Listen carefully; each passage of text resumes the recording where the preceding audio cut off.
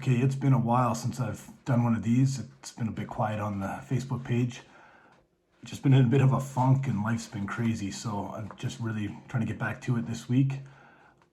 I had some things happen the last couple of weeks that made me think maybe I'm just gonna do a few videos on identity. I know I've spent some time on it in the past. Just some thoughts on where we get our identity from, why it's so important to be rooted in our identity in Christ. I look at my own history. For so long, I had this ability to move from, if I'd find little successes in my Christian walk or just in life in general, but I could move from those highs down to a low really quick. And it was always based on my behavior. I'd think I'd have it all together, and then something would happen. I'd make a mistake at work, or something would go wrong at home. And then next thing you know, I'm crashing down and calling myself a failure, and I'm in a bad mood, and things would just go sideways. It's because I'd built my identity on this shaky foundation of circumstances and my own abilities. As soon as that balance tipped with a mistake or anything, I'd kick it into overdrive to try to get better, get back on track. And then when that inevitably failed, I would fall back down and be even lower. It was kind of like a roller coaster ride, and it took me on quite a ride for a few years, as many know. But that changed when I learned the difference between being and doing, if that makes sense. Those two things are actually opposite of each other, but somehow I had them connected. So many of us, we like to draw a straight line from our actions to our identity. We're so quick to connect these dots that aren't there, to slap a label on ourselves, and we believe it to be true. We stumble in our walk, we call ourselves clumsy. We forget to do something that we were supposed to do, and we call ourselves stupid. We make all sorts of little mistakes, and we just slap different labels on us, basically calling ourselves failures. But these aren't like lines or labels that God ever puts on us.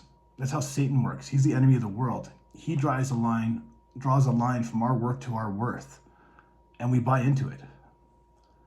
Only the enemy wants us to find our identity in what we do, because he knows when the light's dim and the success is gone, so is our value. If you build your whole identity out of your success, when that success goes away or changes, so does your identity. But God has another identity for us, one that's unchanging and independent of our actions. It's his chosen and beloved child. John 1:12 says, "Yet to all who did receive him, to those who believed in his name, he gave the right to become children of God." When I first learned this truth about my identity, it took a really long time to accept. I would still find myself belittling myself with small talk, calling myself a failure, really obsessing over past mistakes. It came to a place where I had to make an active choice what to believe. I could choose to take God at his word and believe in his love, or I could choose to believe my own thoughts and actions and consider myself a failure. This is what took my faith from just basic academic head knowledge, which I seemed to have in abundance, but turned into real life, like heart belief, to a spiritual walk. If I have any doubt that God's approval is conditioned on my perfect behavior, Romans 5, 6, and 8 tells me the truth. You see, at just the right time, when we were still powerless, Christ died for the ungodly. Very rarely will anyone die for a righteous person, though for a good person, someone might possibly dare to die. But God demonstrates his own love for us in this: while we were still sinners, Christ died for us.